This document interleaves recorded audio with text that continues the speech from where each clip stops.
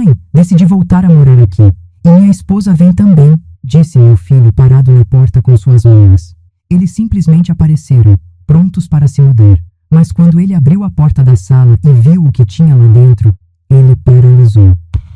Se você já passou por algo parecido, ou conhece alguém que está vivendo isso, deixe seu comentário abaixo. Sua história pode ajudar outras pessoas. Meu nome é Clara. Tenho 70 anos e, durante quase toda a minha vida, fui a mulher que nunca dizia não. A esposa dedicada, a mãe sempre disponível, a sogra compreensiva. 50 anos ao lado do meu marido, Roberto, criando filhos, mantendo a casa, sendo o alicerce silencioso da família. E então, há 5 anos, Roberto faleceu. Não vou mentir. Os primeiros meses foram terríveis. Acordar numa cama vazia depois de meio século ao lado da mesma pessoa é como se uma parte de você tivesse sido arrancada. A casa parecia grande demais, silenciosa demais. Eu não sabia mais quem era sem o Roberto ao meu lado. Mas a vida, descobri, tem um jeito peculiar de nos surpreender. Foi Vera, minha melhor amiga desde os tempos da escola, quem me empurrou para fora daquele buraco de solidão. Ela apareceu na minha porta numa terça-feira chuvosa, 6 meses após o funeral, com uma sacola cheia de formulários de inscrição. Clara Maria Santos, ela disse, usando meu nome completo como fazia quando estava sendo séria. Você tem 2 opções. Ou você vem comigo para esse curso de pintura em aquarela, ou eu vou te arrastar pelos cabelos. E os 2 sabemos que meus joelhos não aguentam mais uma briga. Eu ri. Pela primeira vez em meses, eu ri de verdade. O curso de aquarela foi apenas o começo. Depois veio o curso de informática básica, onde aprendi finalmente a usar direito aquele celular que o André, meu filho mais novo, tinha me dado. Descobri que eu podia fazer muito mais do que apenas atender ligações. Podia pesquisar receitas, assistir vídeos, conversar com as amigas num grupo do WhatsApp que a Vera criou para nossa turma da aquarela. Eu estava aprendendo a viver de novo. Não como a esposa do Roberto, mas como Clara, só Clara. Com o dinheiro do seguro de vida do Roberto e nossas economias de uma vida inteira, comprei esta casa. Pequena, mas perfeita para mim. 2 quartos, uma sala espaçosa que transformei no meu ateliê improvisado, uma cozinha ensolarada e um quintalzinho nos fundos onde cultivava minhas orquídeas. Pela primeira vez na vida, eu tinha um espaço que era completamente meu. O pressentimento. Tudo estava indo tão bem. Eu tinha minha rotina. Acordava cedo, tomava meu café na varanda vendo o sol nascer, pintava por algumas horas, almoçava com Vera às terças e quintas, ia ao curso de dança sênior às quartas e passava os fins de semana com o André, a esposa dele, Marina, e minha netinha Sofia. Era uma vida simples, mas era minha vida. Então veio aquela ligação. Era uma sexta-feira, eu me lembro perfeitamente. Estava terminando uma aquarela de um campo de girassóis, inspirada numa foto que tinha visto no grupo do WhatsApp, quando o celular tocou. Mãe? A voz de Marcos soou do outro lado da linha. Marcos é meu filho mais velho. Tem 45 anos, sempre foi o mais complicado dos 2. Não me entenda, mãe. Eu amo meus 2 filhos igualmente. Mas enquanto o André sempre foi responsável, trabalhador, presente, o Marcos sempre teve dificuldade de se estabelecer. Mudava de emprego constantemente. Sempre tinha desculpas. O chefe não o valorizava. Os colegas tinham inveja dele. O trabalho estava abaixo das suas capacidades. E eu, boa mãe que sempre fui, acreditava. Ajudava quando podia. Mandava um dinheirinho quando ele dizia que estava apertado. Marcos, filho, como você está? Respondi, largando o pincel. Mãe, eu preciso te contar uma coisa. Havia algo na voz dele. Uma tensão. Um tom que eu não conseguia identificar. O que foi? Está tudo bem? Está sim, mãe. Na verdade, está ótimo. Eu e a Carolina estamos passando por uns ajustes. Sabe como é? A vida na cidade grande está muito cara. E pensei em voltar para mais perto de você. Meu coração deu um pequeno salto. Parte de mim ficou feliz com a ideia de ter o Marcos por perto novamente. Mas outra parte, uma parte pequena, mas insistente, sentiu um aperto no estômago. Voltar? Você vai se mudar de volta para a cidade? É, mãe. E olha, eu ia te perguntar uma coisa. Ele fez uma pausa. Longa demais. Você acha que eu e a Carolina poderíamos ficar uns dias na sua casa? Só enquanto a gente se organiza, arruma um emprego, essas coisas. Deveria ter dito não. Olhando para trás agora, eu vejo claramente que deveria ter dito não. Ou pelo menos ter colocado condições, limites, prazos. Mas eu era a Clara de sempre. A mãe que nunca nega nada aos filhos. Claro, filho, a casa é pequena, mas sempre tem espaço para vocês. Ah, mãe, você é demais. A gente chega no sábado, tá? Beijo! E ele desligou antes que eu pudesse perguntar mais detalhes. Fiquei olhando para o celular, aquela sensação estranha ainda me incomodando. Algo na conversa não tinha soado certo. O Marcos tinha sido rápido demais, não tinha me dado tempo de processar ou fazer perguntas. Bobagem, falei para mim mesma, voltando ao meu quadro. São só uns dias, e vai ser bom ter companhia. Mas naquela noite, deitada na cama, não consegui dormir direito. Fiquei olhando para o teto, o ventilador girando devagar, e aquele pressentimento não me largava.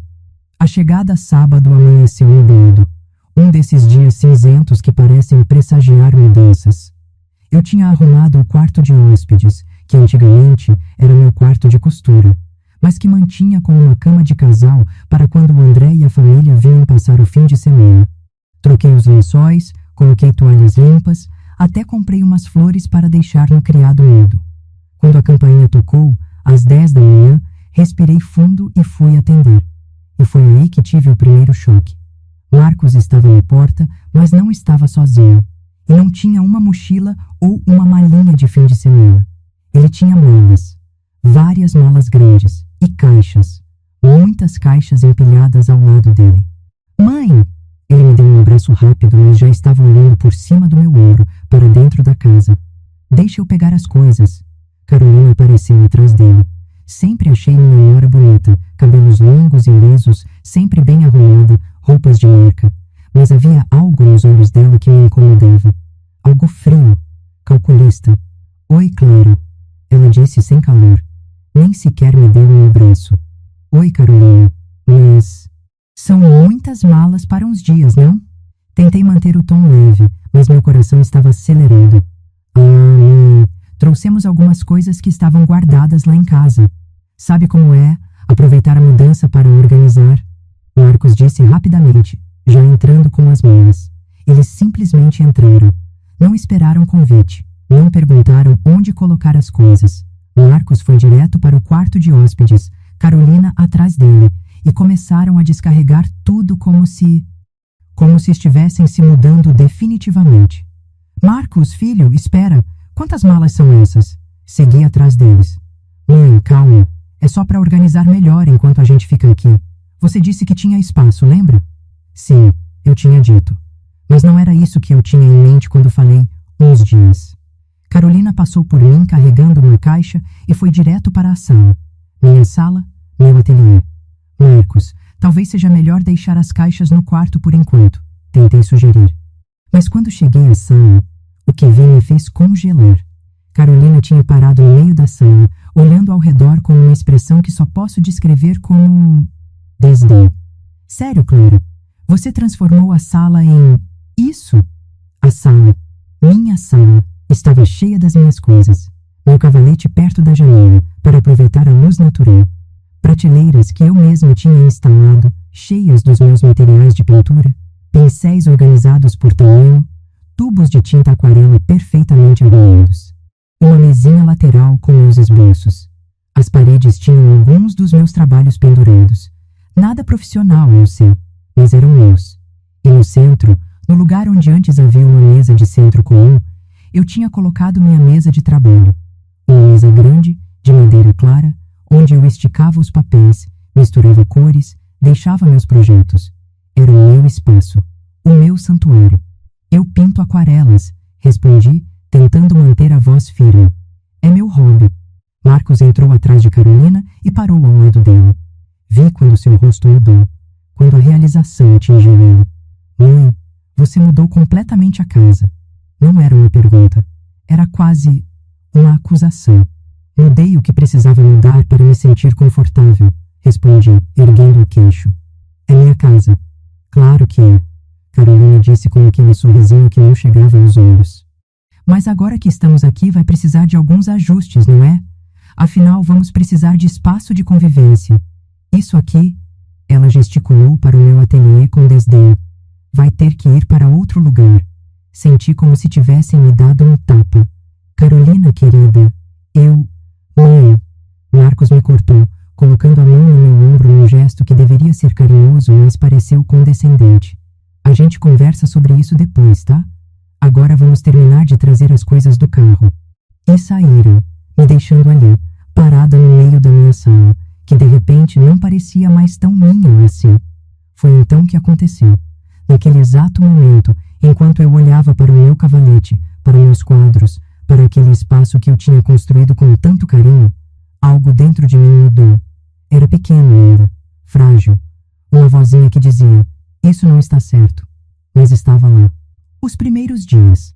Se eu achava que as malas eram demais, os próximos dias me mostraram que eu não tinha visto nada ainda. No domingo, enquanto eu preparava o almoço, porque é claro, mesmo sendo hóspedes, eles esperavam que eu cozinhasse. Carolina começou a reorganizar as coisas. Clara, você não se importa, né? É que eu tenho uma alergia terrível a pó e esse sofá... Ela estava arrastando o meu sofá, aquele que eu tinha escolhido com tanto cuidado, verde água, combinando perfeitamente com as cortinas para o canto da sala. Carolina, o que você está fazendo? Só ajustando o layout. Fica melhor assim, confia em mim. Eu trabalhei com decoração de interiores por um tempo. Não, ela não trabalhou. Eu sabia disso porque o Marcos tinha me contado que ela fez um curso online de 6 semanas, há 3 anos, e nunca tinha trabalhado de fato na área. Mas eu não disse nada, porque era a Clara de sempre, a que não causava conflitos. Na segunda-feira, acordei com barulho na cozinha. Desci e encontrei Carolina reorganizando meus armários. Bom dia, ela disse alegremente, como se fosse a coisa mais normal do mundo. Estava vendo que você tem coisas aqui que já venceram. Organizei tudo por categorias. Olha, aqui os enlatados, aqui os grãos, aqui os temperos. Ela tinha jogado fora metade das minhas coisas. Especiarias que eu usava para receitas específicas. Farinhas especiais que eu tinha comprado na loja de produtos naturais. Meu mel orgânico favorito. Carolina, você jogou fora meu. Estava vencido, Clara. Você precisa prestar mais atenção nessas coisas. Na sua idade, é perigoso consumir produtos estragados. Na minha idade, como se eu fosse senil, incapaz de ler uma data de validade. Marcos apareceu na cozinha, de roupão, bocejando. Era 11 da manhã. Bom dia, mãe. Tem café? Tem. Passei fresquinho há 2 horas. Quando eu acordei, às 7, como sempre. Ele se serviu, sentou-se à mesa e ligou o celular, começando a rolar pelas redes sociais. Filho, você não vai procurar emprego hoje? Ah, mãe, segunda-feira não é bom dia para mandar currículos. Vou começar terça. Carolina se juntou a ele, também mexendo no celular. Fiquei ali, de pé, olhando meus 2 hóspedes completamente à vontade na minha cozinha, reorganizando minhas coisas, como se a casa fosse deles. Mas o que eu descobri na terça-feira mudou tudo. Terça-feira era dia de almoçar com Vera. Nossa tradição sagrada de 20 anos. Encontrávamos às 12h30 no café da praça, pedíamos o prato do dia e colocávamos a conversa em dia. Eu precisava desesperadamente daquele almoço. Então, Vera disse assim que sentamos, seus olhos castanhos me estudando com aquela intensidade de quem me conhece há mais de 50 anos. Conta tudo. Como está sendo ter o Marcos e a Carolina em casa? E eu desabei. Contei tudo. As malas, a reorganização da sala, a Carolina tomando conta da cozinha, o Marcos que não saía do celular. Clara, Vera segurou minha mão sobre a mesa. Você percebe que eles não estão visitando, né? Eles se mudaram para sua casa. Mas foi só para uns dias. O Marcos disse. O que o Marcos disse e o que o Marcos está fazendo são 2 coisas diferentes, querida. Ela suspirou. Olha, eu não quero parecer dura, mas você precisa conversar com ele, estabelecer limites. Quanto tempo eles pretendem ficar? Vão contribuir com as despesas? Com a comida? Eu não tinha pensado nisso. Claro que não, porque eu era a mãe. E mães não cobram dos filhos, certo? Vera, eu não posso simplesmente... Pode sim, e deve. Seus olhos ficaram ainda mais sérios. Claro, você trabalhou a vida inteira para ter essa casa, para ter sua independência. Não deixe ninguém, nem mesmo seu filho, tirar isso de você. As palavras dela ficaram ecoando na minha cabeça durante todo o caminho de volta para casa. Decidi que ia conversar com o Marcos naquela mesma noite, estabelecer expectativas, perguntar os planos deles. Mas quando cheguei em casa, o que ouvi mudou tudo. A verdade revelada. Eram 15 horas quando cheguei. A casa estava silenciosa. Pensei que talvez tivessem saído, mas o carro do Marcos estava na garagem. Entrei pela cozinha, planejando fazer um café, quando ouvi vozes vindo do quarto de hóspedes. A porta estava entreaberta. Não era minha intenção escutar. Juro que não era. Mas algo na urgência das vozes me fez parar. Não aguento mais essa casa. Era a voz de Carolina estridente. É tudo velho, tudo desatualizado. E aquele ateliê ridículo dela no meio da sala? Sério, Marcos? Carolina, calma. A gente está há 3 dias aqui. 3 dias que parecem 3 anos. Sua mãe fica olhando para a gente como se estivéssemos fazendo algo errado, só porque reorganizei uns armários. Meu coração começou a acelerar.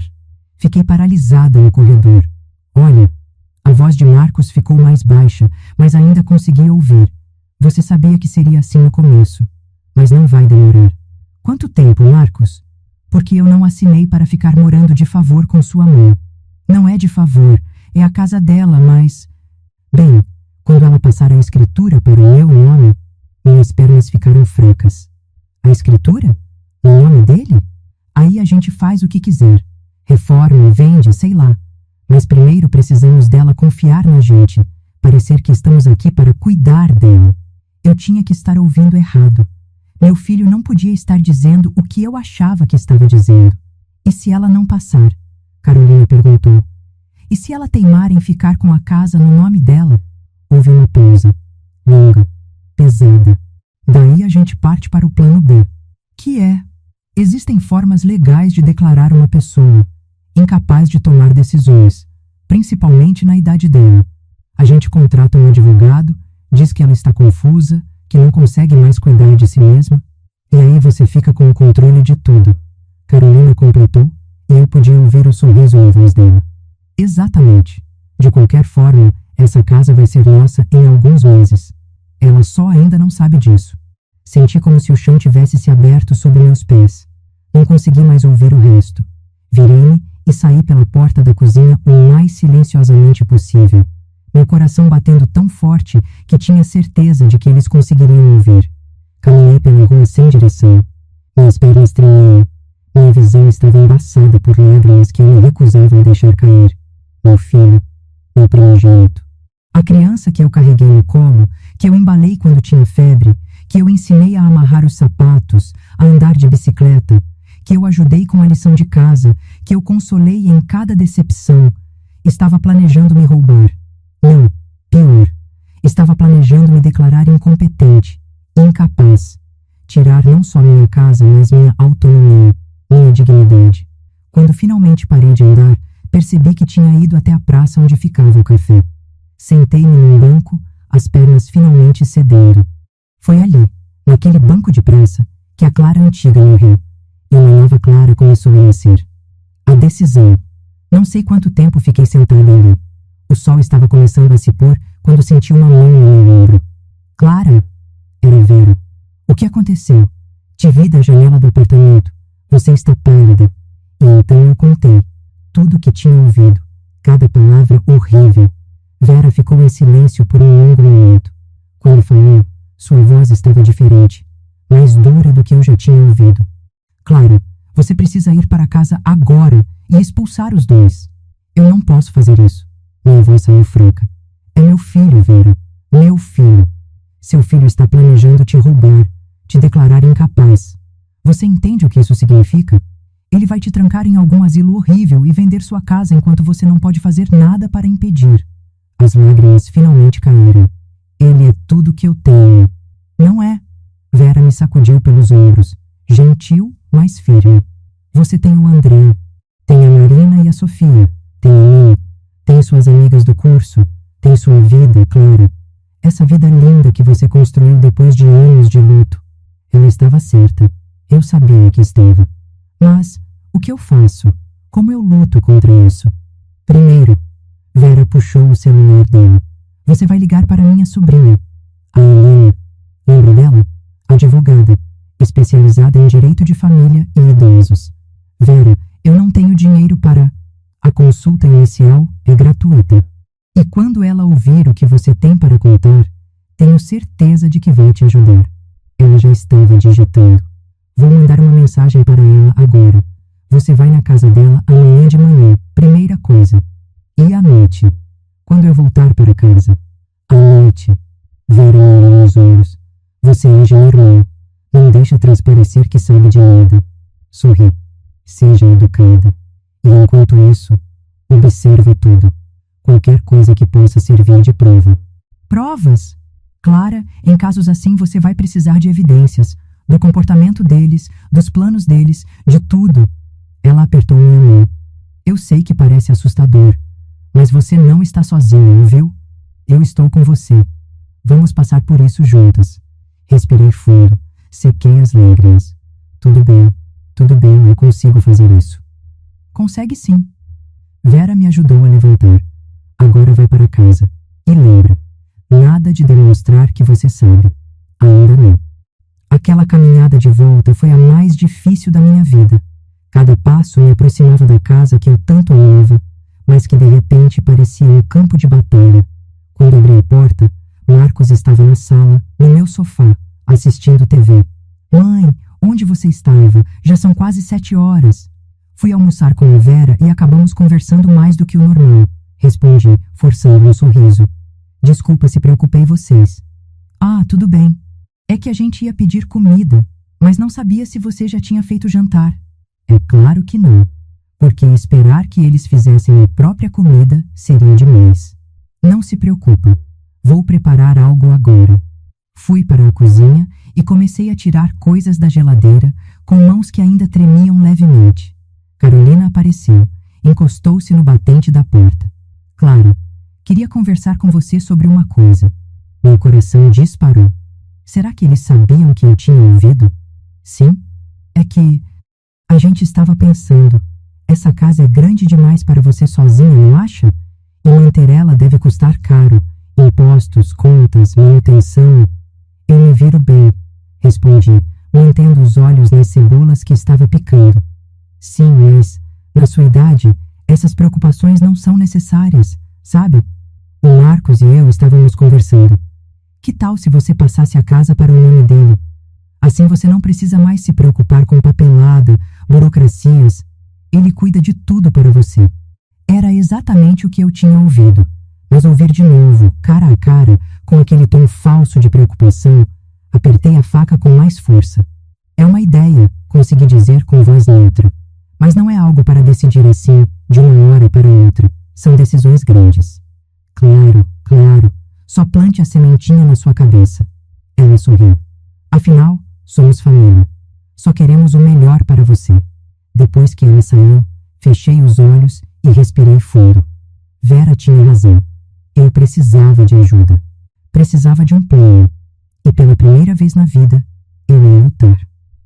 Doutora Helena Santos tinha um escritório pequeno, mas impecável no centro da cidade. Quando entrei, às 9 da manhã daquela quarta-feira, tinha dito a Marcos e a Carolina que ia ao médico, ela me recebeu com um sorriso caloroso. Tia Vera me contou um pouco da situação, ela disse, indicando uma cadeira confortável. Mas quero ouvir de você. Sem pressa. Me conta tudo. E eu contei. Desde o telefonema do Marcos, passando pelas malas, pela reorganização da casa, até a conversa que tinha ouvido. Helena fez anotações em silêncio, sua expressão ficando cada vez mais séria. Clara, ela disse quando terminou. Infelizmente, o que você está descrevendo é mais comum do que você imagina. Abuso financeiro de idosos por membros da família. E você agiu certo em vir até mim. Mas... Legalmente, eu posso fazer alguma coisa? Quero dizer, eles ainda não fizeram nada de ilegal, não é? Só conversaram entre eles. Planejamento de fraude é crime, claro. E tentar declarar alguém incapaz, sem fundamento real, apenas para obter vantagem financeira, também é. Helena se inclinou para frente. Mas aqui está o problema. Você vai precisar de provas, gravações dessa conversa, evidências de que eles estão usando seus recursos sem permissão. Documentação de qualquer tentativa deles de coagi-la ou manipulá-la. Meu coração afundou. Eu não gravei nada, só ouvi. Ainda não gravou. Ela sorriu gentilmente. Mas pode começar agora, e vou te dar outras orientações. Primeiro, nunca, em hipótese alguma, assine qualquer documento que eles te deram. Nada, nem que pareça inocente. Entendi. Segundo, você tem procuração? Testamento atualizado? Tenho um testamento, feito há 3 anos. Deixo tudo dividido igualmente entre o Marcos e o André. Vamos fazer um novo, mais detalhado, e vamos incluir cláusulas específicas sobre incapacidade, deixando muito claro que caso você precise de ajuda no futuro, quem vai tomar as decisões é o André, não o Marcos. Senti um nó na garganta, ter que especificar que não confiava no meu próprio filho. Clara, a voz de Helena era gentil. Eu sei que é difícil, mas você precisa se proteger. E quanto aos documentos? A escritura da casa, documentos pessoais, tudo deve estar num lugar onde eles não tenham acesso. Um cofre, talvez. Ou você pode deixar comigo, se preferir. Também recomendo que você mude todas as suas senhas bancárias, imediatamente. Passei as próximas 2 horas no escritório dela, fazendo um novo testamento, preenchendo autorizações, passando por todos os detalhes. Agora vem a parte mais difícil, Helena disse quando estávamos terminando. Você precisa reunir evidências. Instalar câmeras na casa seria o ideal. Câmeras? Mas isso não é invasão de privacidade? É sua casa, Clara. Você tem todo o direito de instalar sistemas de segurança e não precisa avisar ninguém. Existem câmeras pequenas, discretas, que você pode posicionar em lugares estratégicos. Ela me deu o cartão de uma loja de eletrônicos. Vai lá hoje mesmo. Fala que eu te indiquei. O seu Rogério vai te ajudar a escolher o melhor sistema. Algo fácil de instalar e que grave tudo na nuvem, para eles não poderem deletar. Quando saí do escritório, carregando uma pasta com todos os documentos novos, senti algo diferente. Medo ainda estava lá. Tristeza também. Mas havia outra coisa. Determinação.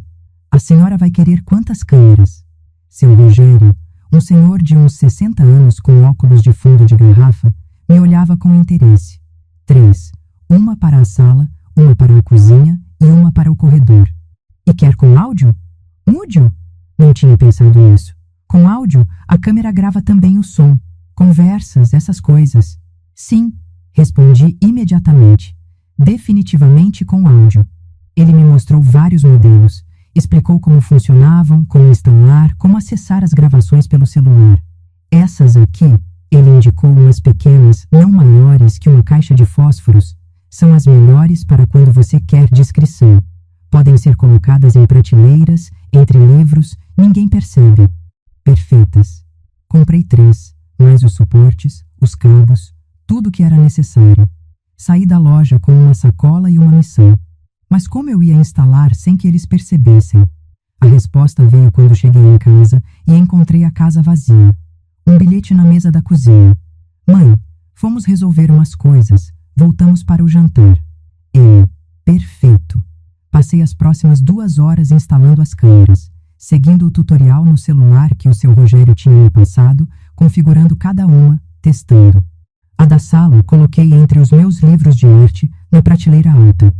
Tinha visão de quase toda a sala, incluindo o sofá e a mesa que eles insistiam em usar como mesa de jantar.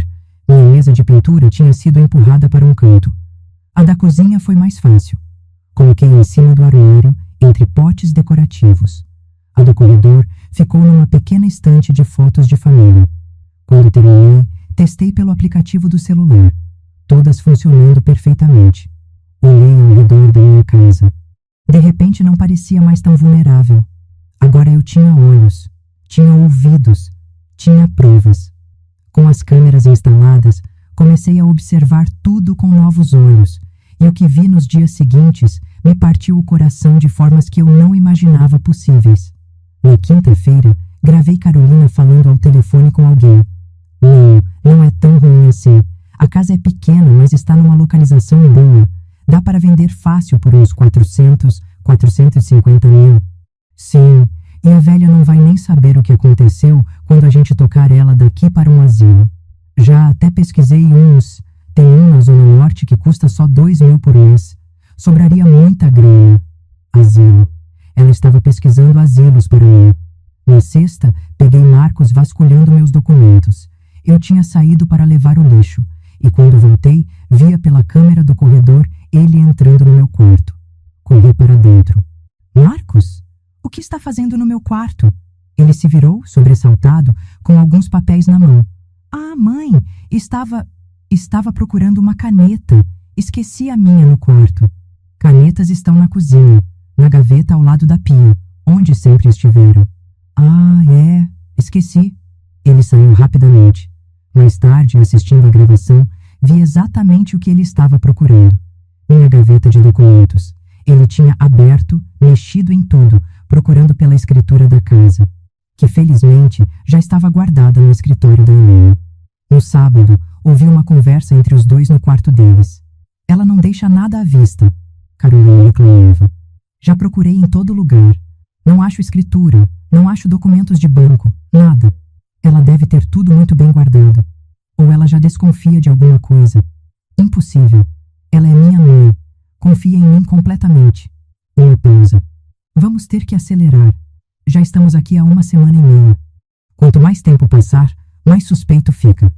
O que você sugere? Podemos começar a criar situações. Fazer parecer que ela está confusa. Esquecida. Tem uma amiga minha que é assistente social. Ela pode vir aqui, avaliar a situação. Escrever um relatório dizendo que a Clara não tem mais condições? Não sei, Carolina. Parece muito... Marcos, você quer essa casa ou não? Porque eu não vou ficar vivendo de favor para sempre. Ou a gente age, ou eu vou embora. E vou embora sozinha. Silêncio. Tá bom, vamos fazer do seu jeito. Desliguei a gravação com mãos tremendo. Eles iam fabricar evidências de que eu estava senil, incompetente. Naquela noite, não consegui dormir. Fiquei deitada na cama, olhando para o teto, pensando em tudo. Lembrava do Marcos bebê, dos seus primeiros passos, de como ele corria para mim quando caía, sabendo que eu sempre estaria ali para levantá-lo. Lembrava dele na escola, como ficava orgulhoso quando tirava notas boas. Como eu colava seus desenhos na geladeira. Lembrava da formatura, como ele estava bonito de beca, como eu chorei de orgulho. E agora esse mesmo menino estava planejando me tratar como um objeto, algo a ser descartado, colocado numa prateleira, um asilo. As lágrimas começaram a cair, molhando o travesseiro. Por que o amor de mãe tinha que ser tão complicado? Por que era tão difícil aceitar que às vezes nossos filhos não são quem queríamos que fossem? Peguei o celular. 3h42 da manhã. Abri a conversa com o André. Não tínhamos falado desde que Marcos tinha chegado. Ele tinha mandado algumas mensagens, mas eu tinha respondido superficialmente. Comecei a digitar. André, filho, você está acordado? A resposta veio surpreendentemente rápida. Mãe, aconteceu alguma coisa? Está tudo bem? Posso te ligar? Claro! Sua voz soou preocupada do outro lado da linha. Mãe, que horas são? São quase 4 da manhã. Desculpa te acordar, filho. Eu preciso falar com alguém. Pode falar. Estou aqui. E então contei tudo. Pela segunda vez em 1 semana, desabafei toda a história. As minhas. A conversa que ouvi. O plano deles. As câmeras. As gravações. O silêncio do outro lado, quando terminei, foi ensurdecedor. Mãe, a voz do André estava diferente, controlada, mas conseguia ouvir a raiva por trás. Você está me dizendo que o Marcos está planejando te roubar? Te declarar incapaz? Sim. E você tem provas disso? Tenho. Gravações. Outra pausa. Mãe, você precisa expulsar ele de casa. Agora. Eu sei, filho. Eu sei, mas eu preciso fazer isso do jeito certo. A advogada disse. Que advogada? Contei sobre a Helena, sobre o testamento novo, sobre os documentos protegidos. Ótimo, ótimo que você fez isso. Ele respirou fundo. Olha, amanhã, quer dizer, hoje, mais tarde, eu vou aí. Quero ver essas gravações. Eu preciso ver com meus próprios olhos o que esse idiota está fazendo. André, não precisa. Preciso sim, mãe. Você é minha mãe também. E ninguém vai fazer isso com você. Ninguém. Desliguei o telefone sentindo algo que não sentia há dias. Esperança. Domingo amanheceu ensolarado. Irônico, considerando a tempestade que se aproximava. André chegou às 10 da manhã, sem avisar. Tocou a campainha insistentemente até eu atender. Marcos estava na sala, no sofá, de pijama, assistindo TV. André? Ele pareceu genuinamente surpreso. O que está fazendo aqui? Vim visitar minha mãe. Algum problema? A tensão era palpável. Claro que não, mãe. Entra. Carolina desceu as escadas naquele momento, ainda de camisola. Quem é? Quando viu André, sua expressão azedou. Ah, oi. Carolina. André mal olhou para ela. Virou-se para mim. Mãe, podemos conversar? No seu quarto? Claro, filho. Ignoramos os olhares curiosos de Marcos e Carolina enquanto íamos para o meu quarto.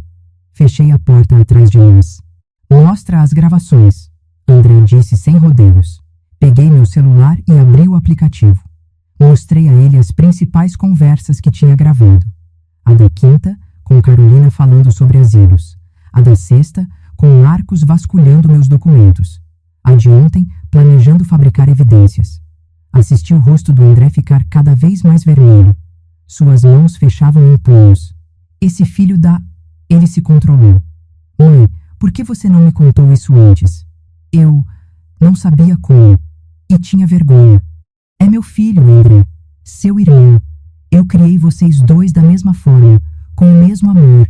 E ele... Como ele pôde? Minha voz falhou. André me abraçou.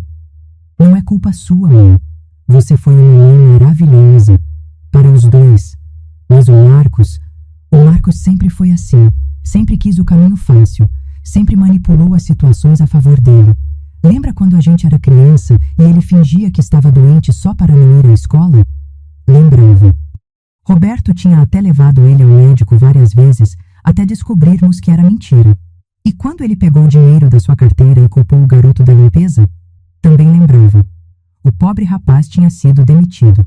Só semanas depois descobrimos a verdade. Eu achei que ele ia mudar quando crescesse, sussurrei. Alguns nunca mudam, mãe. Só ficam melhores em esconder. André respirou fundo. Mas agora chega. Ele vai embora. Hoje. André, espera. A advogada disse que eu preciso fazer isso com cuidado. Com cuidado? Mãe, eles estão planejando te colocar num asilo, te roubar. Não tem com cuidado aqui. Eu sei. Mas se eu fizer errado, eles podem o quê? Te processar? Com que dinheiro? Com que advogado? Ele segurou meus ombros. Mãe, você tem as provas. Você tem a casa no seu nome. Você está no direito. Eles é que estão errados. Ele estava certo. Eu sabia que estava. Me dá uma semana, pedi.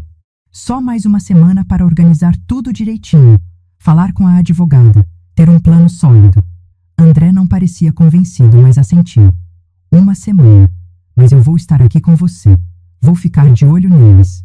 Voltamos para a sala juntos. Marcos estava de pé agora, claramente desconfortável com a presença do irmão. Tudo bem aí? Ele tentou soar casual. Tudo ótimo, André respondeu sentando-se na poltrona. Na verdade, estava pensando em passar mais tempo com a mãe. Faz tempo que a gente não se vê direito. Vi o olhar que Marcos e Carolina trocaram. Não gostaram nada disso. Legal, Marcos disse. Mas você não tem que trabalhar amanhã? Tenho. Mas posso trabalhar de casa alguns dias. Aliás, mãe, você se importa se eu usar seu quarto de hóspedes? O silêncio que se seguiu foi pesado. O quarto de hóspedes está ocupado, Marcos disse lentamente. Ah, é? Por quanto tempo vocês estão planejando ficar mesmo? Não sei. Por quê? Só curiosidade. Porque quando a mãe me contou que vocês viriam visitar, pensei que seria por uns dias, mas parece que vocês se mudaram de vez. A gente está entre casas, procurando algo mais barato. Mais barato que de graça? André sorriu, mas não tinha humor na expressão. Difícil achar. André, não começa. Marcos se levantou. A gente está aqui ajudando a mãe. Ajudando? Como? André se levantou também. Os dois estavam frente a frente agora. Porque pelo que eu vi, vocês estão se aproveitando. Comendo a comida dela, usando a energia dela, a água dela, e aparentemente reorganizando a casa dela sem permissão. Não é assim, não? Então me explica por que você estava vasculhando os documentos da mãe na sexta-feira. Marcos empalideceu. Carolina se levantou também. Como você sabe disso? André sorriu.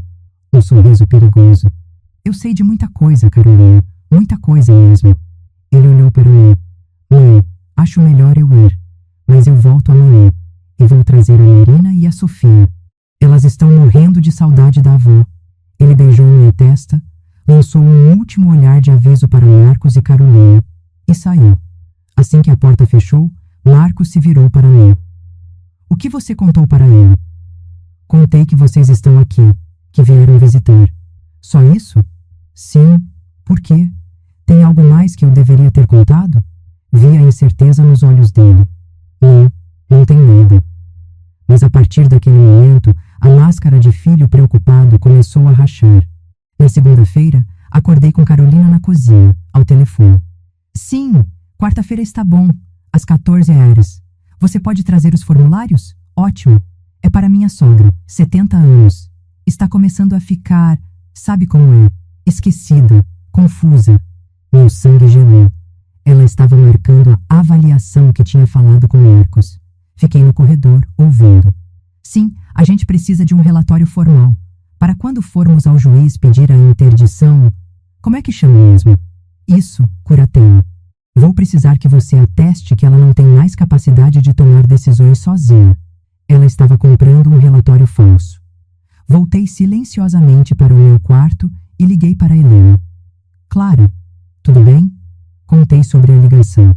Isso é perfeito, Helena disse, e pude ouvir a animação na voz dela.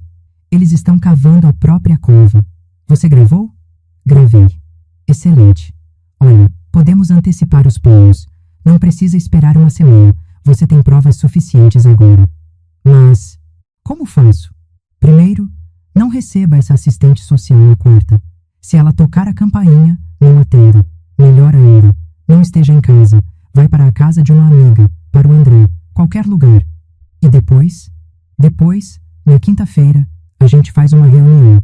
Você, eu, o André, se ele quiser estar presente. Vamos notificar formalmente o Marcos e a Carolina de que eles têm um prazo para sair da casa. Eles vão aceitar assim, de boa? Provavelmente não. Mas aí, a gente parte para medidas legais. Com as provas que você tem, consigo uma ordem de despejo em dias. Respirei fundo. Tudo bem, vamos fazer isso. Terça-feira à noite, estava na cozinha preparando o jantar quando ouvi um grito vindo da sala. Marcos, vem ver isso! Larguei o que estava fazendo e corri. Carolina estava de pé na frente da estante, segurando uma das minhas câmeras na mão. Meu coração parou. O que é isso? Ela perguntou quando Marcos entrou. Ele pegou a câmera das mãos dela, examinou. É uma câmera de segurança.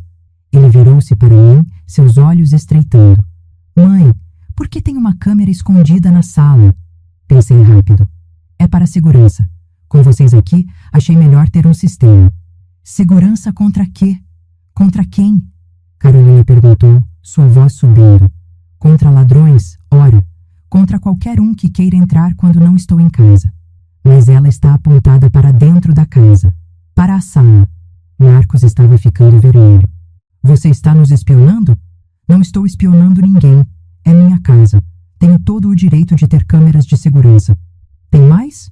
Carolina já estava procurando. Encontrou a da cozinha em segundos. Tem outra aqui. Marcos já estava no corredor procurando. Encontrou a terceira. Ele voltou para a sala segurando as 3 câmeras, seu rosto uma máscara de raiva. Quanto tempo? Ele praticamente cuspiu as palavras. Quanto tempo você está nos gravando? Desde semana passada. Semana passada? Carolina gritou. Você estava nos gravando esse tempo todo? Sim. Isso é invasão de privacidade. É ilegal. Na verdade, uma voz falou da porta. Não é. Todos nos viramos. André estava ali, com a Helena ao seu lado. Sou a advogada de Clara. Helena entrou, tirando uma pasta da bolsa. E posso garantir que instalar câmeras de segurança na própria casa é perfeitamente legal, mesmo sem avisar os hóspedes. E você gravou essas coisas? Marcos apontou para as câmeras que segurava. Gravei. E fiz backup de tudo, na nuvem, fora do alcance de vocês. Vi quando a realização atingiu o rosto dele. Você ouviu? Ouvi, respondi, minha voz firme pela primeira vez em semanas. Ouvi vocês planejando me roubar, me declarar incapaz, me colocar no asilo, vender minha casa, tudo. Carolina estava pálida. Marcos, vermelho. Mãe, não minta para mim. A minha voz saiu alta, surpreendendo até a mim mesma. Não agora, não depois de eu ter ouvido tudo. O silêncio que se seguiu foi absoluto. Helena deu um passo à frente. Marcos, Carolina, vim aqui hoje para notificá-los formalmente. Ela tirou um papel da pasta. Vocês têm uma semana, a partir de hoje, para deixar esta propriedade. Se não o fizerem voluntariamente, vou requerer uma ordem judicial de despejo. Você não pode fazer isso. Carolina encontrou a voz. A gente não tem para onde ir. Deviam ter pensado nisso antes de planejar colocar a dona da casa num asilo. André falou, sua voz gelada. Marcos olhou para mim e por um segundo, só um segundo, vi algo no rosto dele. Culpa? Arrependimento? Mãe, não. Ergui a mão. Não quero ouvir, não agora. Vocês têm uma semana. Usem-na com sabedoria. E saí da sala, deixando-os ali, com suas mentiras expostas e seus planos destruídos. Naquela noite, pela primeira vez desde que eles tinham chegado, dormi em paz. A guerra tinha sido declarada e eu não ia perder. Os dias seguintes foram os mais tensos da minha vida. Marcos e Carolina não saíram imediatamente. Claro que não, mas também não falavam comigo. Quando nos cruzávamos na casa, o silêncio era pesado, carregado de raiva não dita e acusações mudas. Na quarta-feira, como Helena havia previsto, a tal assistente social tocou a campainha. Eu não estava em casa. Estava na casa de Vera, tomando chá e me sentindo mais forte do que nunca. Como está se sentindo? Vera perguntou, colocando mais açúcar no meu chá, mesmo sabendo que eu preferia sem. Estranhamente bem, respondi, e era verdade. Eu devia estar arrasada, não é? Meu filho está tentando me roubar, mas eu só sinto alívio por finalmente saber a verdade, por estar fazendo algo a respeito. É porque você está recuperando seu poder. Vera sorriu. Você passou a vida inteira sendo a Clara que todos esperavam que você fosse, a esposa perfeita, a mãe dedicada. E agora você está sendo apenas você mesma. Ela tinha razão. Meu celular tocou. Era André. Mãe, você precisa ver isso. O quê? Vem para casa. Agora. Cheguei em casa para encontrar André, Marina e a pequena Sofia me esperando na sala. Marcos e Carolina estavam trancados no quarto. O que aconteceu? Eles receberam uma visita. Marina disse, seus olhos brilhando. Um corretor de imóveis. Meu sangue gelou. Um corretor? É. André mostrou uma foto no celular. Um homem de terno na porta da minha casa. Ele tocou a campainha, o Marcos atendeu, conversaram por uns 10 minutos. Consegui fotografar de longe. Procurei o nome dele. É um corretor conhecido, especializado em vendas rápidas. Eles estão tentando vender minha casa, sussurrei, mesmo sabendo que eu sei do plano. Não só isso, André continuou. Liguei para um conhecido meu que trabalha no cartório. O Marcos tentou dar entrada numa procuração falsa ontem, dizendo que você tinha assinado dando poder a ele para vender a propriedade. Mas eu não assinei nada. Eu sei. E o cara do cartório também sabia. Ele comparou com a assinatura dos documentos que você tem lá arquivados. Não batia. Disse que ia denunciar por falsificação de documento. Isso era sério. Muito sério. Helena tinha razão. Eles estavam desesperados. E pessoas desesperadas fazem coisas perigosas. Preciso ligar para a Helena. Fiz a ligação ali mesmo, na frente do André e da Maria. Contei sobre o corretor, sobre a procuração falsa. Claro, a voz de Helena estava tensa. Isso mudou tudo. Falsificação de documento é crime. Posso conseguir uma ordem de restrição emergencial. Eles têm que sair hoje. Hoje? Hoje. Vou fazer o pedido agora. Em 2 horas no máximo tenho a ordem. Mando 2 oficiais de justiça aí para garantir que eles saiam pacificamente. E se eles não saírem? Aí eles vão presos por desacato. Desliguei o telefone e olhei para André. Acabou. Hoje eles vão embora. Eram 16 quando Marcos desceu, seguido de Carolina. Eles tinham ouvido as conversas. Claro que tinham. As paredes da minha casa não eram tão grossas assim.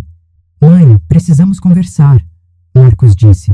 Sua voz estava diferente, mais suave, quase suplicante. Não temos nada para conversar. Por favor, só me escuta. Olhei para André, que assentiu. Ele ficaria ali, ao meu lado.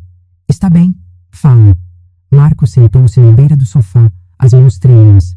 Eu estraguei tudo, não foi? Não respondi. Mãe, não era para ser assim. No começo, era só para economizar um pouco de dinheiro. Ficar aqui enquanto eu procurava emprego. Mas aí a Carolina começou a falar sobre como seria fácil. Não bota a culpa na sua esposa. Cortei. Você é adulto. Você fez suas escolhas. Eu sei. Ele passou as mãos pelo cabelo, um gesto que fazia desde criança quando estava nervoso. Eu sempre senti que você amava mais o André do que a mim. As palavras me atingiram como um soco. O quê? Ele era o filho perfeito, o responsável, o que nunca te dava trabalho. E eu era o problemático, o que vivia te decepcionando. Marcos, eu sei que você nunca disse isso, mas eu sentia. E quando o papai morreu, e você comprou essa casa com o dinheiro do seguro, eu pensei, esse dinheiro deveria ser nosso, meu e do André, não dela para gastar numa casa nova. Fiquei em silêncio, processando aquelas palavras. Você está me dizendo, falei lentamente, que planejou me roubar porque estava com ciúmes do seu irmão e ressentido por eu ter usado o meu dinheiro para comprar minha casa? Quando dito assim, soava ridículo até para ele. Não era só isso. Era exatamente isso, Marcos. Levantei-me. Você não me vê como sua irmã. Você me vê como uma fonte de recursos, como algo que você tem o direito de ter acesso. E quando eu não dei isso de graça, quando eu escolhi viver minha própria vida, você decidiu tirar a força. E o pior de tudo, minha voz tremeu, é que eu teria te ajudado. Se você tivesse chegado para mim, honestamente, e dito, mãe, estou com problemas financeiros, pode me ajudar? Eu teria ajudado. Eu sempre ajudei. Sempre. Mas você escolheu mentir. Manipular. Roubar. Carolina se levantou. Olha, nós cometemos erros, ok? Mas não precisamos levar isso para o lado legal. Podemos resolver entre família. Família? André levantou-se também. Você estava planejando colocar nossa mãe num asilo. Era só um plano. Não chegamos a fazer nada. Só porque ela descobriu antes. A discussão estava escalando quando a campainha tocou. 2 homens de uniforme estavam na porta. Oficiais de justiça. Clara Maria Santos? Sou eu. Temos uma ordem de despejo emergencial contra Marcos Henrique Santos e Carolina Silva Santos. Eles entraram, mostraram os papéis para Marcos e Carolina. Vocês têm 1 hora para recolher seus pertences essenciais e deixar a propriedade. O resto dos bens pode ser recolhido em data posterior, com agendamento prévio e na presença de testemunhas. 1 hora? Carolina gritou. Vocês não podem fazer isso. Podemos sim, senhora. E vamos, sugiro que comecem a arrumar. A hora seguinte foi caótica. Marcos e Carolina subiam e desciam as escadas, jogando roupas em malas, discutindo sobre o que levar, o que deixar. Eu me sentei na cozinha, tomando chá, enquanto André ficava de guarda com os oficiais de justiça. Claro, Vera tinha chegado assim que soube. Como está? Cansada, admiti, mas aliviada. Sofia, minha netinha de 8 anos, veio me abraçar. Vovó, o tio Marcos está indo embora? Está, querida. Por quê? Como explicar para uma criança que o tio dela tentou roubar a avó? Às vezes, disse cuidadosamente, as pessoas fazem escolhas ruins, e essas escolhas têm consequências. Ela assentiu como se entendesse perfeitamente. Eu te amo, vovó. Eu também te amo, meu amor. Foram 17h30 quando Marcos desceu pela última vez, arrastando 2 malas grandes. Carolina estava atrás, carregando bolsas. Ele parou na porta da cozinha. Mãe, olhei para ele. Meu filho, meu primogênito. E vi não o homem que ele se tornou, mas o menino que ele foi. Adeus, Marcos. Não vai me abraçar? Me desejar boa sorte? Não. Vi quando isso o atingiu, quando a realidade finalmente afundou. Um dia você vai me perdoar? Não sei. Talvez. Mas esse dia não é hoje, e pode demorar muito para chegar. Carolina puxou o braço dele. Vamos logo, não tem nada mais para falar aqui. E eles saíram. Ouvi o carro partir, o som do motor sumindo na distância. E então, silêncio. O silêncio mais doce que eu já ouvi. Os dias seguintes foram estranhos. A casa parecia diferente, maior, mais leve, como se um peso tivesse sido removido. André e Marina ficaram comigo por alguns dias, ajudando a reorganizar tudo. Desmontamos a decoração que Carolina tinha feito. Colocamos meu sofá de volta no lugar. Reorganizamos a cozinha do meu jeito. E a sala... a sala. André e Marina me ajudaram a montar um ateliê de verdade. Compramos uma mesa nova, maior. Novas prateleiras para meus materiais. Uma cadeira confortável. Um abajur com luz perfeita para pintar à noite. Pronto, André disse, olhando ao redor satisfeito. Agora sim ficou perfeito. E estava. Estava mais do que perfeito. Era meu. Na sexta-feira, Vera veio jantar. Fizemos uma festa pequena. Só eu, ela, André, Marina e Sofia. Um brinde. Vera ergueu a taça de vinho. A Clara, a mulher mais corajosa que eu conheço. A vovó. Sofia ergueu seu copo de suco. A mãe, André completou, seus olhos marejados. Naquela noite, depois que todos foram embora, sentei-me no meu ateliê. Peguei um papel em branco, minhas tintas, meus pincéis e comecei a pintar. Não sabia o que estava pintando no início. Deixei as cores me guiarem. Azuis suaves, verdes vibrantes, toques de dourado. Quando terminei, às 2 da manhã, olhei para o quadro. Era uma mulher com cabelos grisalhos, sorrindo, rodeada de flores, livre. Era eu. Pela primeira vez na vida, eu tinha me pintado, me visto, me reconhecido. No canto do quadro, com letras firmes e claras, escrevi: Clara, 2024. Meu nome, minha arte, minha vida. 3 semanas depois que Marcos e Carolina saíram, a vida estava voltando ao normal. Melhor que normal. Estava ótima. Eu pintava todos os dias. Tinha me inscrito em um grupo de arte no centro comunitário. Tinha até vendido 2 aquarelas numa exposição local. Pequena, mas minha. Foi numa terça à tarde que meu celular tocou. Número desconhecido. Alô? Clara? Uma voz feminina, tensa. Sou Teresa, irmã da Carolina. Meu estômago se apertou. O que você quer? Olha, eu sei que você não tem nenhuma razão para me ouvir, mas preciso te contar uma coisa sobre o Marcos e a Carolina. Não quero saber. Eles estão planejando processar você. Parei no meio da pincelada. O quê? Estão dizendo que você os expulsou ilegalmente, que você mentiu sobre as gravações, que você é quem está tentando roubar deles. Meu sangue ferveu.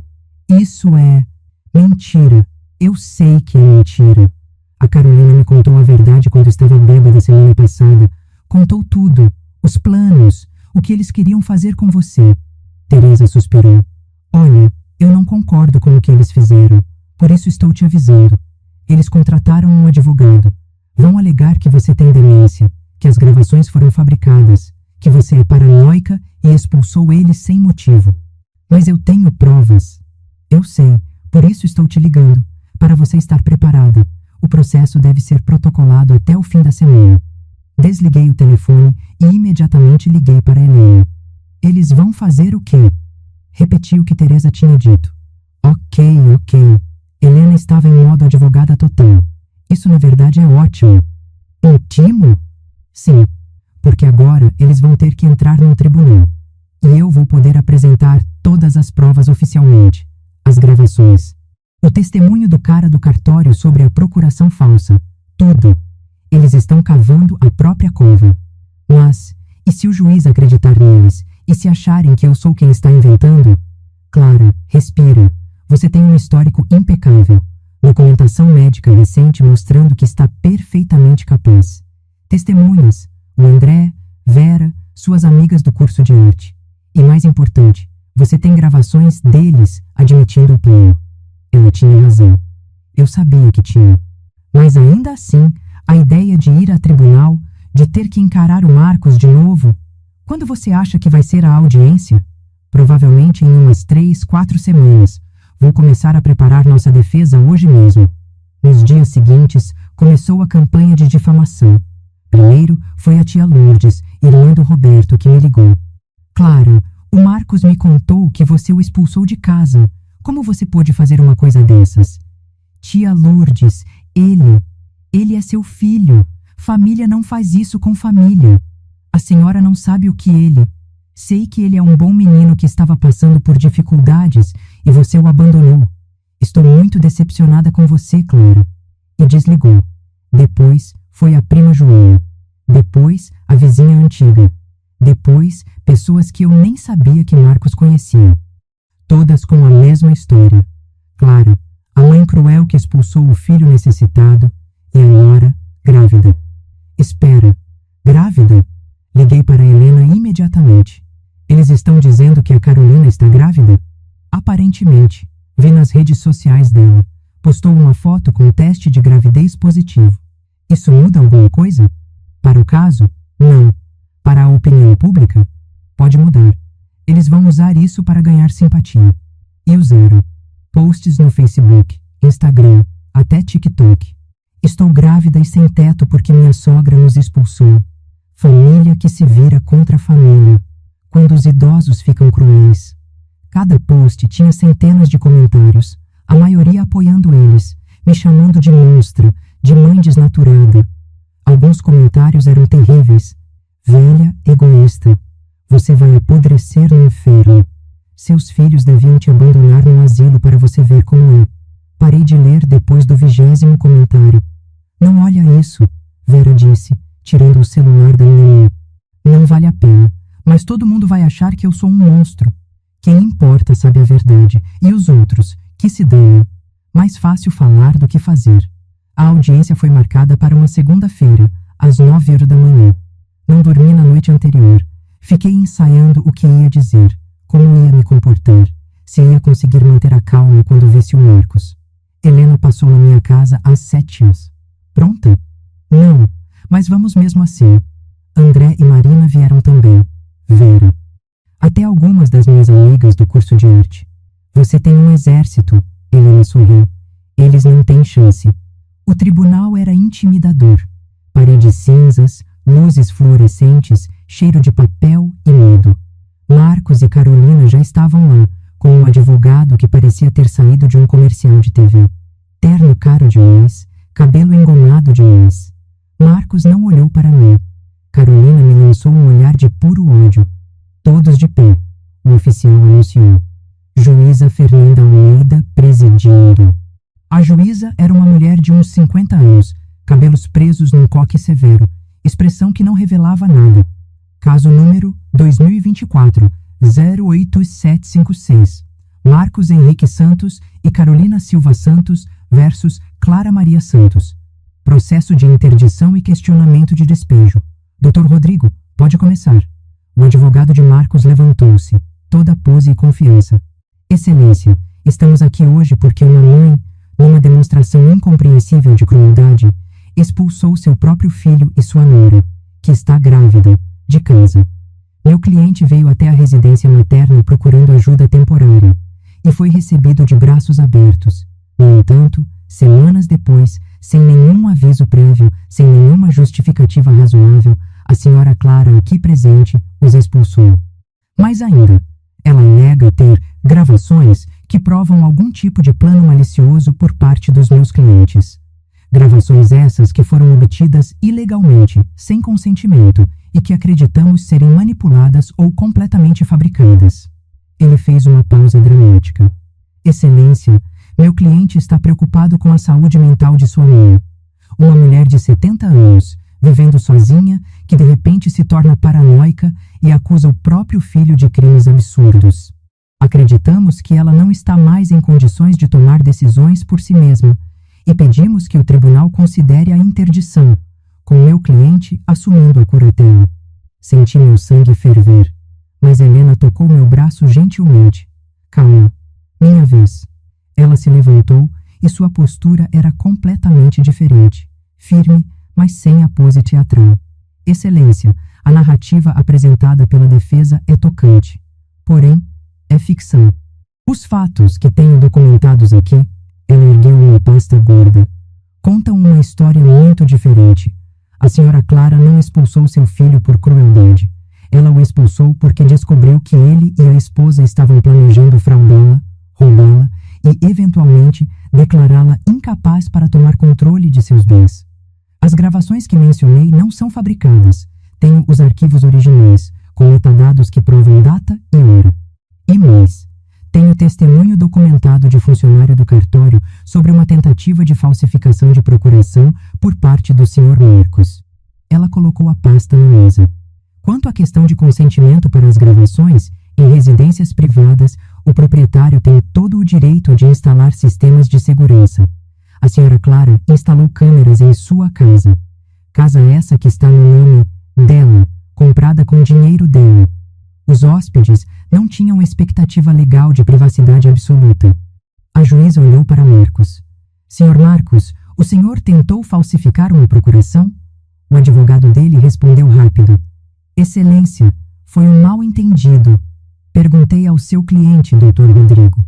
A voz da juíza era afiada. Marcos engoliu em seco. Eu tentei dar entrada num documento, mas... Um documento com a assinatura da sua mãe? Sim, mas... Assinatura que ela diz não ter feito? Silêncio. Doutora Helena, pode apresentar as evidências? Helena conectou um laptop ao projetor do tribunal. Com a permissão da corte, gostaria de reproduzir alguns trechos das gravações. E então, para toda a sala ouvir, tocou as conversas. A voz de Carolina. A velha não vai nem saber o que aconteceu quando a gente tocar ela daqui para um asilo. A voz de Marcos. Quando ela passar a escritura para o meu nome, aí a gente faz o que quiser. A voz de Carolina novamente. O corretor disse que consegue vender fácil por 400 mil.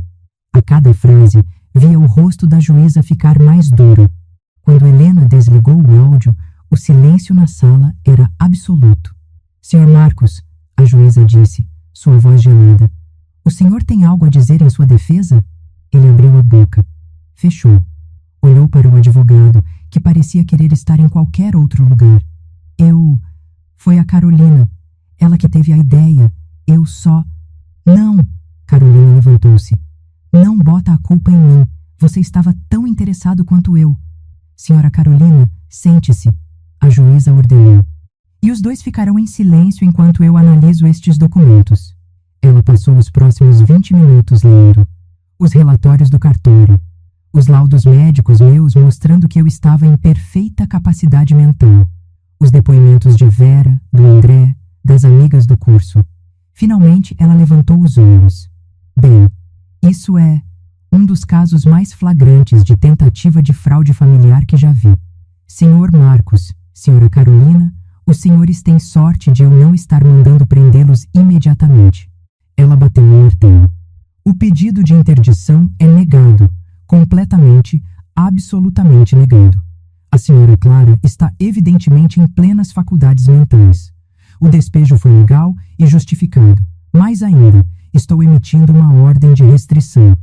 Os senhores não podem se aproximar da residência da senhora Clara, nem entrar em contato com ela por nenhum meio, sob pena de prisão. Ela olhou para o advogado deles. Doutor Rodrigo, sugiro fortemente que oriente seus clientes a não abrirem mais processos frívolos. Da próxima vez, não vou ser tão gentil. Bateu o martelo novamente. Caso encerrado. Próximo. Do lado de fora do tribunal, todos me cercaram. André me abraçou apertado. Vera estava chorando de felicidade. Minhas amigas aplaudiam. Acabou, Helena sorriu. Você ganhou. E então vi Marcos. Ele estava sozinho, encostado em uma parede, enquanto Carolina discutia furiosamente com o advogado deles a alguns metros de distância. Nossos olhares se encontraram, e eu vi, não sei o que vi, vergonha, arrependimento, ou só raiva por ter sido pego.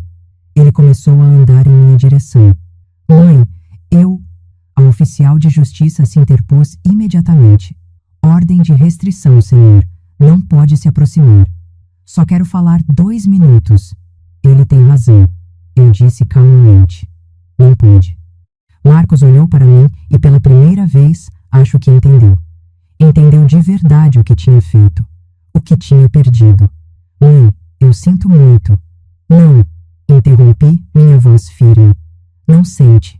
Sente por ter sido pego, por ter perdido, não por ter feito. Não é verdade. Marcos. Fechei os olhos por um segundo, juntando forças.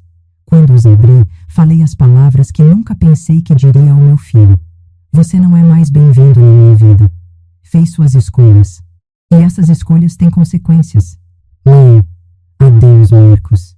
Virei as costas e me afastei. E dessa vez não olhei para trás. Os 3 meses seguintes foram de cura. Não foi fácil. Algumas noites ainda acordava chorando, pensando no menino que Marcos tinha sido, tentando entender onde eu tinha errado. Você não errou, Vera me dizia sempre. Pessoas fazem escolhas, ele fez as dele. André vinha jantar toda semana. Sofia passava os sábados comigo e eu ensinava a ela a pintar aquarelas. Marina se tornou a filha que eu nunca tive. Aos poucos, a casa foi se enchendo de vida novamente. Mas uma vida diferente. Uma vida que eu escolhi. Fiz novas amigas no grupo de arte. Comecei a vender minhas pinturas regularmente numa galeria local. Nada que me tornasse rica, mas o suficiente para me sentir orgulhosa. Até entrei num grupo de dança sênior. Algo que eu nunca teria coragem de fazer antes. A casa estava minha de novo. Cada canto refletia quem eu era. O ateliê na sala, as orquídeas no quintal, as fotos de Sofia, André e Marina por toda parte. Nenhuma foto de Marcos. Eu tinha guardado todas. Não joguei fora. Não consegui, mas guardei. Em uma caixa, no fundo do armário, junto com o logo. 4 meses depois do julgamento, recebi a primeira ligação. Número desconhecido novamente. Ignorei. Uma mensagem de voz. Mãe, sou eu, o Marcos. Preciso falar com você. Por favor, é importante. Deletei sem ouvir até o fim. Mais 3 ligações nas semanas seguintes. Todas ignoradas. Até que uma mensagem diferente chegou. Clara, aqui é Teresa de novo. Preciso te contar algo. O Marcos e a Carolina se separaram. Ele está morando num quarto alugado, sozinho, passando por dificuldades. E a Carolina? Bem, ela perdeu o bebê. Ou nunca esteve grávida de verdade. Ninguém sabe ao certo. Mas ela já está namorando outro. Pensou que você gostaria de saber. Fiquei olhando para a mensagem por um longo tempo. Parte de mim, a parte que ainda era minha, sentiu um aperto no coração. Meu filho estava sozinho, sofrendo. Mas a outra parte, a parte que tinha aprendido a se proteger, sabia que não era minha responsabilidade salvá-lo. Não respondi. 6 meses após o julgamento, numa terça à tarde enquanto eu pintava, o telefone tocou. André. Mãe, preciso te contar algo. Você vai querer sentar. Meu coração acelerou. O que foi? O Marcos está no hospital. O mundo parou. O que aconteceu? Tentativa de suicídio. Ele tomou uma overdose de remédios. A senhoria encontrou ele e chamou a ambulância a tempo. Ele vai sobreviver, mas... Mãe, está mal. Muito mal. Não consegui falar. Lágrimas caíam sem que eu percebesse. Ele está pedindo para você visitar. Continua dizendo seu nome. Eu... Não posso, André. A ordem de restrição... Eu conversei com a Helena. O hospital conta como lugar público e ele que está pedindo. Você pode visitar se quiser, mas só se você quiser. Desliguei o telefone e fiquei ali, parada, com o pincel ainda na mão, tinta pingando no chão. Marcos tinha tentado se matar. Meu filho tinha tentado se matar. E a última coisa que eu tinha dito para ele foi: adeus. Vai. Vera apareceu na porta. Ela tinha uma cópia da chave para emergências. Eu sei que está pensando em ir. Então vai. Mas eu disse que não queria mais contato. E você não precisa reestabelecer contato. Mas você precisa de fechamento. Tanto você quanto ele. Vai. Ouve o que ele tem para dizer. E então, decide. A ala psiquiátrica do hospital era deprimente. Paredes brancas, iluminação forte demais, cheiro de desinfetante. Marcos estava num quarto pequeno, deitado na cama, conectado a vários monitores. Quando me viu, seus olhos se encheram de lágrimas. Mãe. Sentei-me na cadeira ao lado da cama. Mantive distância. O André me contou. Eu não sabia mais o que fazer. Sua voz estava rouca. Estraguei tudo. Perdi você. Perdi a Carolina.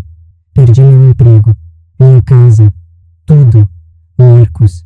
Não, deixa eu falar, por favor. Ele se sentou com dificuldade. Eu passei os últimos meses pensando sobre tudo que fiz, sobre quem eu me tornei. E eu tenho nojo de mim mesmo, mãe. Nojo. Fiquei em silêncio, deixando-o continuar. Você me criou para ser melhor que isso. Você e o pai.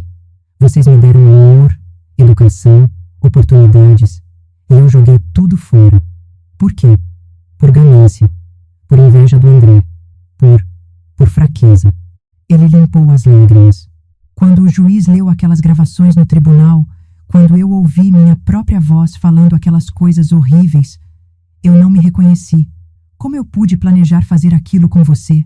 Com a mulher que me deu a vida, que sacrificou tanto por mim? Eu também gostaria de saber, respondi, minha voz saindo mais firme do que esperava. Eu não tenho desculpa. Não tenho. Só posso dizer que me perdi. Deixei a Carolina me influenciar, sim, mas não posso botar toda a culpa nela. Eu escolhi participar. Eu escolhi ser essa pessoa. Ele me olhou nos olhos. Não estou pedindo perdão. Sei que não mereço. Só queria que você soubesse que eu entendo agora. Entendo o que fiz. E vou passar o resto da vida tentando ser uma pessoa melhor. Mesmo que você nunca mais queira me ver. O silêncio que seguiu foi pesado. O psicólogo aqui disse que eu preciso aceitar as consequências das minhas ações. E a maior consequência é perder você. E eu aceito. Mesmo que doa mais do que qualquer coisa. Respirei fundo. Marcos, eu preciso te perguntar uma coisa. E quero uma resposta honesta. Qualquer coisa. Se você tivesse conseguido, se eu não tivesse descoberto a tempo, você realmente teria me colocado no asilo? Teria me declarado incapaz? Teria vendido minha casa? Ele fechou os olhos. Uma única lágrima escorreu. Eu não sei. Quero acreditar que, na hora H, eu não teria conseguido. Que algo em mim teria acordado. Mas eu estava tão cego, tão perdido no plano que... Talvez sim. E isso me apavora. Pelo menos era honestidade. Você sabe que quase me matou descobrir isso, né? Não fisicamente, mas emocionalmente. Você quase destruiu minha capacidade de confiar, de amar, de acreditar em família. Eu sei. E sinto muito. Tanto. Levantei. Marcos, eu não sei se consigo te perdoar. Não agora. Talvez nunca. Mas não quero que você morra. Não quero que você desista da vida. Mãe, deixa eu terminar. Respirei fundo. Você precisa se tratar, de verdade. Não só o corpo, mas a mente. Precisa entender por que fez o que fez. Precisa trabalhar em ser uma pessoa melhor. E precisa fazer isso por você. Não por mim. Não para me reconquistar. Por você. Eu vou. Prometo que vou. E quanto a nós, eu não sei. Só o tempo vai dizer. Mas por agora, preciso de distância. Preciso curar. E você também. Caminhei até a porta. Parei. Marcos? Sim. Apesar de tudo, ainda sou sua mãe. E uma parte de mim sempre vai amar o menino que você foi. Mas o homem que você se tornou, esse eu preciso aprender a conhecer e confiar. E isso pode levar anos, ou pode nunca acontecer. Você entende? Entendo. Cuida-se. E quando sair daqui, constrói uma vida boa, uma vida da qual você possa se orgulhar. Vou tentar. Saí do quarto sem olhar para trás. No corredor, encostei-me na parede, as pernas fracas. André estava esperando. Como foi? Difícil. Muito difícil. Limpei as lágrimas. Mas necessário. Ele me abraçou. Você é a mulher mais forte que eu conheço. Não me sinto forte. Me sinto exausta. Força não é não se cansar. É continuar mesmo cansada. A vida continuou. Marcos saiu do hospital depois de 2 meses em tratamento intensivo. Soube por André que ele estava morando numa república, fazendo terapia 3 vezes por semana, procurando emprego. Não entramos em contato. A ordem de restrição tinha expirado, mas nenhum de nós tentou contato. E eu estava bem com isso. Numa manhã de sábado, Sofia veio me visitar sozinha. André e Marina tinham deixado ela passar o dia comigo. Vovô, posso te perguntar uma coisa? Claro, amor. Por que o tio Marcos fez coisas ruins? Ah, a pergunta que eu mesma ainda estava tentando responder. Sabe, Sofia, às vezes as pessoas se perdem. Fazem escolhas ruins porque estão confusas, ou com medo, ou querendo coisas que não são delas. E a gente perdoa? Isso depende. Perdão não significa esquecer o que aconteceu ou deixar a pessoa fazer tudo de novo. Significa liberar a raiva do nosso coração para que a gente possa seguir em frente. Você perdoou o tio Marcos? Pensei com cuidado. Estou no caminho. Ainda não cheguei lá, mas estou caminhando. Ela assentiu, satisfeita com a resposta. Vovó? Sim, você é a vovó mais corajosa do mundo. E naquele momento, acreditei nela. 1 ano depois de tudo ter começado, eu estava na minha sala, no meu ateliê, terminando uma pintura encomendada quando o celular tocou. Número desconhecido. Quase não atendi, mas algo me fez aceitar. Alô?